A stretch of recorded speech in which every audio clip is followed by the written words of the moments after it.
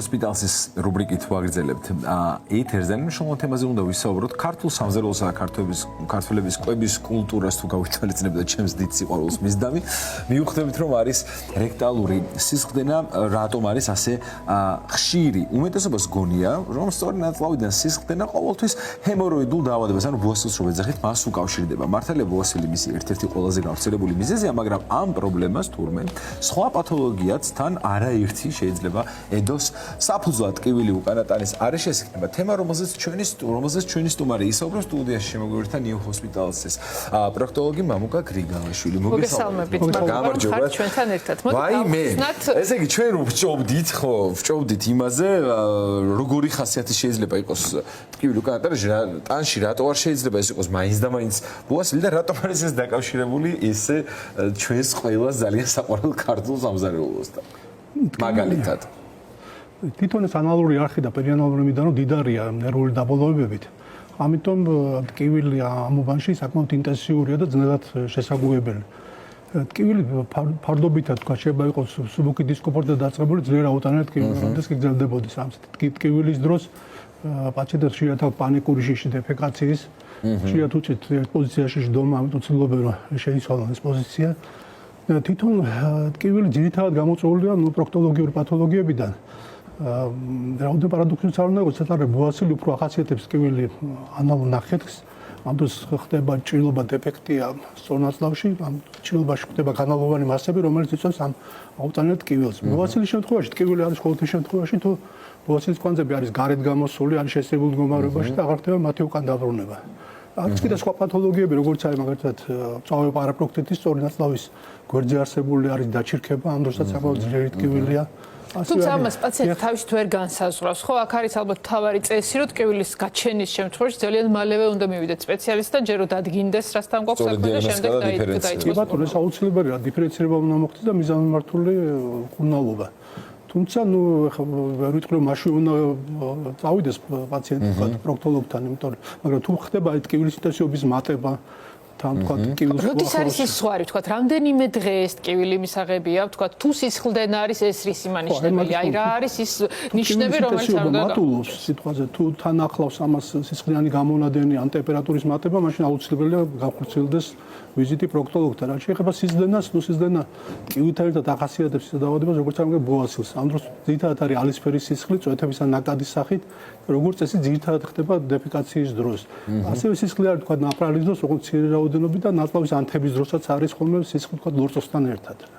მაგრამ რა თქმა უნდა დროული ვიზიტი და დიფერენცირება და სწორი კურნალობა აუცილებელია. სანამ დაუშვათ კურნალობაზე და ასე შემდეგ გადავიდოთ, ძალიან მნიშვნელოვანია ამის გამომწვევი მიზეზებზე ვისაუბროთ, რომ მაგალითად ჩვენ ახლა კვება რო ვახსენეთ, ამაზე გვეღება, მაგრამ ძალიან მნიშვნელოვან როლს ასრულებს სავარაუდოდ.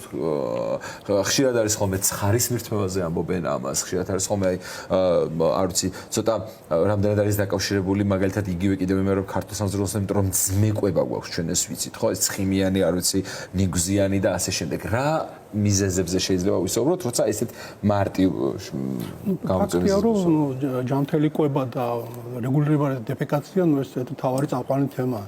შესაბამისად გადამატებული მწარე ცხარე იწვევს ამ ლორწოვანის გაღიზიანებას, იგივე თქვა ჰემოროიდული დაავადების დროს გათხელებულია თქვა ბუასილის კედლები, ამიტომ ნებისმიერ ესეთი მაპროვოცირებელი რამ, რაც ახლა ქართულ სამზარეულოს ახასიათებს, უფრო იწვევს მის პროვოცირებას.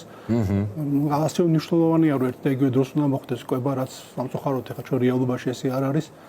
და შესაბამისად ეს სისტემური ციკლიზაცია ორგანიზმზე ეხმარება თქვა სამჯერ უნდა იყოს ტრადიციულად, ერთ და იგივე იყოს დეფეკაცია. მაგრამ კაგნან გამომდინარე, ეს ყველაფერი არაჯანსაღი კვება, უჯრედისით უნდა იყოს დიდარი საკვები, საკმაოდ ხილი ბოსტნეულის მიღება, ეს ყველაფერი ხსოვს აქტიური ცხოვრება ახლა ფაქტიურად საოფიციალო ჯამში ყველაფერი ერთად, რაც ძალიანად ჩვენს ჯანმრთელობაზე ახდენს გავლენას. კიდე უფრო ღრმა როცა არის პრობლემა, ანუ რამდენად შეიძლება ეს ტკივილი დაკავშირებული იყოს ონკოლოგიურ დაავადების განვითარებასთან. კი ბატონო, გარდა იმისა, რომ თქვა ონკოლოგიური დაავადების დროს, სწორი ნაწლავის კიბოს დროს ადგილი აქვს სისხლიან გამონადენს და დეფეკაციის გაძლიერებას, ერთ-ერთი წამყვანი ფაქტორი არის ტკივილი.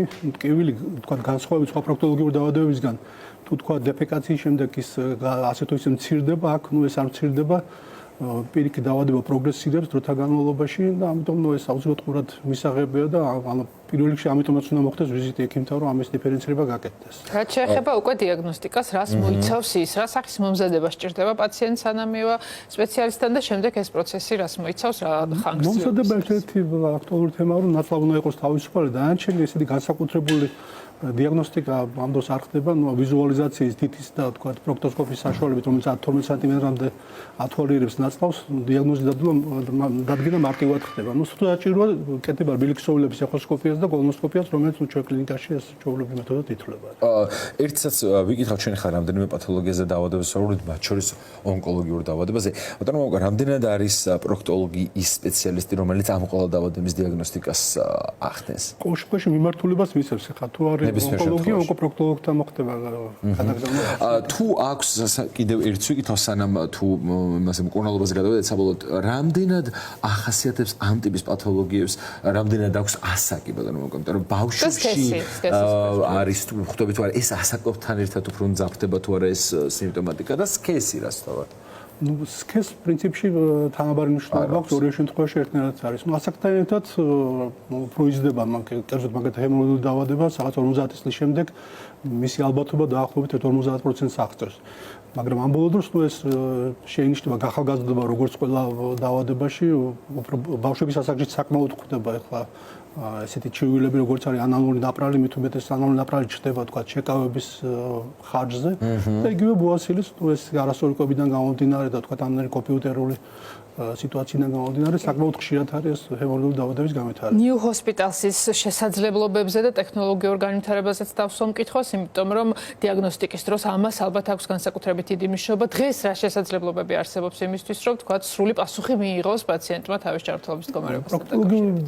დაავადებები იმ ხრივ გამოირჩევა, რომ თქვა პრინციპში ყველაფერი სახეზე უბრალოდ უკანზეა და ამიტომ ჩვენ რეალურად მარტივად შეგვიძლია ამის დიაგნოზის დასმა და როგორც გითხარით შეგვიძლია მე ან კოლონოსკოპია დავნიშნოთ ან ეხოსკოპია აუცილებლად თუ საჭირო და რა თქმა უნდა კომპიუტერული განყოფილება. ეს არის ძალიან მნიშვნელოვანი, იმიტომ რომ მე მაგალითად ეხლა არ იქნება ახალი თუ ვიტყვით, რომ ამის დიაგნოსტიკაზე მისვლა ექიმთან ვიზიტი ხშირად რაღაც უხერხლობასთან არის ხოლმე დაკავშირებული და ალბათ თავის შეკავება დიდია და ეს ძალიან დიდ რისკთან არის დაკავშირებული, იმიტომ რომ ადამიანები ამის გამო მიმართავენ თვითმკურნალობას.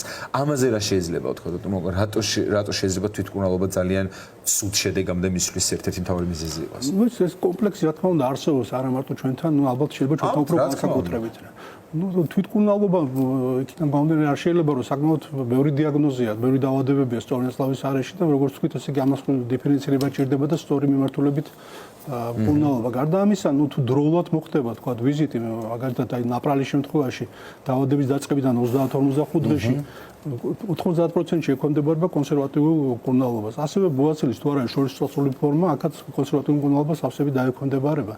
იგივე თქვა პარაპროქტიტის რო ავიღოთ დაჩირქება სწორი ნაცვლავის გვერდზე არის, სანამ დაჩირქდება თუ არის ინფილტრაციის ფაზა, დროული მკურნალობის შემთხვევაში შეიძლება ამ ინფილტრაციის გაწოვა მოხდეს და არც კი ჩაჭრება. მით უმეტეს როცა საუბრობთ ონკოლოგიურ ხასიათზე მით უფრო ალბათ. რა თქმა უნდა, რაც უფრო დროულად მოხდება სანამ ზუსტად მკურნალობაზე მინდა გკითხოთ, რა შესაძლებლობები არსებობს ქირურგიამდე და როდის დგება უკვე ქირურგიული ჩარევის აუცილებლობა? აი ხარისხის მიხედვით, როდესაც აღარ ექვემდებარება უკვე კონსერვატიულ მკურნალობას, იგივე თქვა ან ბოასილი თქვა თუ არის იმ სტადიაში, როცა ხდება კვანძების ყოველდღიური გამოსვლა და დეფეკაციის შემდეგ და თქვა ზოგი ამას ხელით მექანიკურად ისწორებს, ეს უკვე თქვა უკვე ოპერაციულ ფორმაში გადადის. ანალოგიურად ეხლა თუ დაჩირქება მიხდეს, იქ სასწრაფო საოპერაციოა.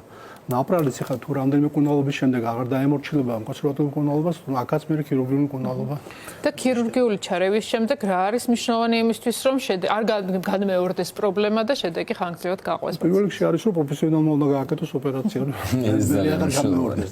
ეს თავად. ანუ არაფერი, ნუ ესეთი განსაკუთრებული მოვლა უნდა და ესეთი განსაკუთრებული არაფერი. განსაკუთრებული არაფერი იგულისხმება ალბათ ის როგორც რაც საუბრის შუაში ვთქვით ალბათ რომ ჩვენი ცხოვრების წესი თუ აგებთ პასუხს საკუთარ ჯანმრთელობას ხომ ასე. და ალბათ რეკომენდაციებით დავასრულოთ ის რომ არ მივიდეთ გართულებამდე და პრობლემებამდე რა შეიძლება იყოს გასათვალისწინებელი. ეს როგორც ვთქვით ეს არის ესე იგი ჯანსაღი ყვება, აქტიური ცხოვრება, სასურველია რომ დეფეკაციის სურვილის გაჩენისთანავე მოხდეს ვალეთში შესვლა, დიდი ხანი ჯდომა, ან ყაბზობის ან დიარეის შედეგად ესეც წნევას დის ქვედა სართულზე.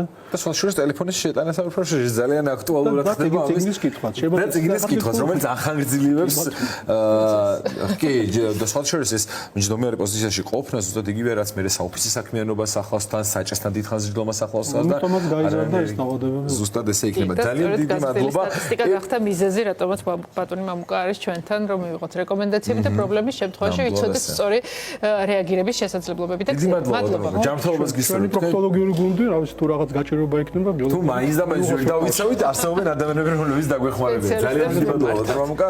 ჯანმრთელობას გისურვებთ. თქვენ ჯანმრთელობას უსურვებთ ჩვენს მაყურებელსაც.